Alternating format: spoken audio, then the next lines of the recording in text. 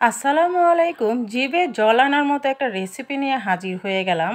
আজকে আমি আপনাদের সাথে শেয়ার করতে যাচ্ছি গরুর ভুঁড়ি ভুনা বা বট ভুনা। যে যেভাবেই পরিচিত হোক না কেন, যে নামে ডাকেন না কেন, খেতে কিন্তু ভীষণ মজা। আমার মনে হয় ভুঁড়ি পছন্দ করেন না এমন মানুষ খুঁজেই পাওয়া যাবে না। আর যারা পছন্দ করেন না তারা প্লিজ ইগনোর করবেন, আমার তো ভীষণ পছন্দ। তো চলুন দেখে নেওয়া যাক কীভাবে খুব সুস্বাদু এই ভুঁড়ি ভুনাটা তৈরি করি।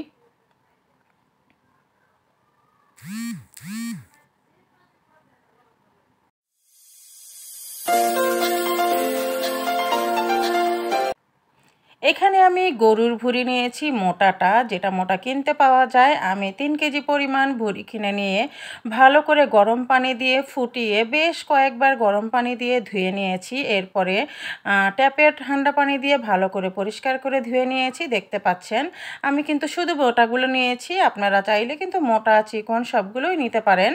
আর এখানে দিয়ে দিচ্ছি পেঁয়াজ কুচি। আরেকটা কথা, আমি কিন্তু ভুঁড়িটা হলুদ দিয়ে সেদ্ধ করেছি, কারণ হলুদ দিয়ে ফুটিয়ে নিলে জীবাণু থাকলে সেটা চলে যায়। আর এখানে স্বাদ মতো লবণ দিলাম, আর দিয়ে দিচ্ছি এখানে রসুন বাটা। আজকে আমি 3 কেজি পরিমাণ ভুঁড়ি নিয়েছি, আর রসুন বাটা আমি 5 থেকে 6 টেবিল চামচ পরিমাণ দিয়েছি। আর এখানে আদা বাটাও আমি দিচ্ছি 3 থেকে 4 টেবিল চামচ পরিমাণ, কারণ ভুঁড়িতে কিন্তু বেশি মশলা দিতে হয়, তা না হলে কিন্তু ভুঁড়িতে গন্ধ লাগে, খাওয়া যায় না। অনেকে কিন্তু অনেক কমেন্টস করে যে ভুঁড়ি খাওয়া যায় না, গন্ধ আসে। তো ভুঁড়িতে একটু মশলাটা বেশি দিতে হয়, আর কয়েকবার গরম পানি দিয়ে ফুটিয়ে নিতে হয়, তাহলে আর গন্ধটা করে না। আমি এখানে হলুদের গুঁড়ো দিয়ে দিলাম 3 টেবিল চামচ পরিমাণ, লাল মরিচের গুঁড়ো দিয়েছি 3 টেবিল চামচ পরিমাণ, ধনিয়ার গুঁড়ো দিচ্ছি 3 টেবিল চামচ পরিমাণ, আর জিরা গুঁড়ো দিচ্ছি 3 টেবিল চামচ পরিমাণ। ঝালটা আপনারা আপনাদের পছন্দ অনুসারে দিবেন, কিন্তু ভুঁড়ি ভুনাতে ঝালটা হলে বেশি ভালো লাগে খেতে। এখানে আমি দিলাম 2 থেকে 3টার মতো লাল শুকনা মরিচ, এর ফলে খুব সুন্দর একটা কালার আসবে। দিচ্ছি এখানে আমি এলাচ, দারচিনি আর তেজপাতা।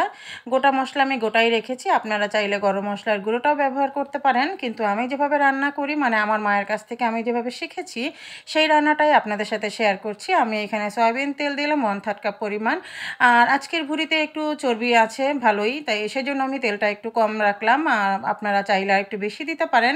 এখন এই তো মাখাতে হবে, এটা আপনারা হাত দিয়েও মাখাতে পারেন, আমি আজকে আর হাতটা দিলাম না। আমি ভালো করে মাখিয়ে এখন এই যে পর্যাপ্ত পরিমাণের পানি দিয়ে দিব, কারণ ভুঁড়িটা সেদ্ধ হতে একটু সময় লাগবে। সব সময় কিন্তু আমরা দেখে এসেছি, আমার আম্মু কিন্তু ভুঁড়ি আজকে রান্না করতেন আর কালকে আমরা খেতাম, এরকমই করতেন। তাহলে কিন্তু বেশি টেস্টি হয়। ভুঁড়ি, নেহারি, হালিম এই সমস্ত খাবারগুলা যত বেশি জাল হবে তত বেশি টেস্টি হয়।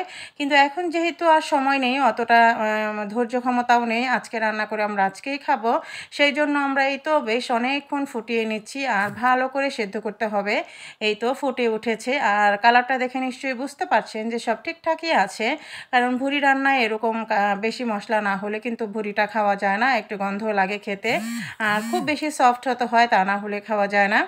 এখন আমার কোনো কাজ নেই, আমি সব মশলা দিয়ে দিয়েছি। এখন এই তো একটু পরে এসে উল্টে পাল্টে ঢেকে তারপরে রান্নাটা করতে হবে, যতক্ষণ না সিদ্ধ হচ্ছে আর পানিটা না শুকিয়ে যাচ্ছে। আপনারা চাইলে যারা আলু পছন্দ করেন তারা কিন্তু আলু দিতে পারেন, সেটা একেবারেই সেদ্ধ হওয়ার পরে দিবেন, মানে 50% সেদ্ধ হওয়ার পরে দিবেন।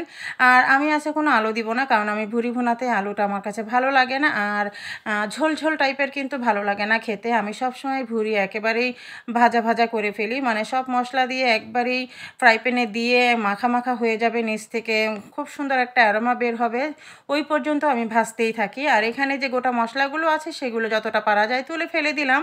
এই তো আমার ঝোল কিন্তু একেবারেই শুকিয়ে এসছে, আমি একবারেই ভুনা ভুনা করে ফেলবো। আর এরপরে কিন্তু আর কোনো কাজ নেই, চাইলে আপনারা গুঁড়ো মশলাটা দিতে পারেন, গরম মশলা, আর ভাজা জিরা গুঁড়াটাও দিতে পারেন। যেহেতু আমি জিরা গুঁড়োটা একবারে দিয়ে দিয়েছি, আমার আর কোনো কাজ নেই, শুধুমাত্র পানিটা শুকিয়ে নেওয়া, মানে ঝোলের পানিটা শুকিয়ে নেওয়া। আর আজকের রেসিপিটা ভালো লাগলে অবশ্যই একটা লাইক দিয়ে দিবেন। যারা আমার ফেসবুক পেজ থেকে দেখছেন তারা চাইলেই কিন্তু আমার পেজটাকে ফলো দিয়ে রাখতে পারেন। আর যারা ইউটিউব থেকে দেখছেন তারা প্লিজ আমার চ্যানেলটাকে সাবস্ক্রাইব করবেন। সবাই ভালো থাকবেন। আল্লাহ হাফেজ।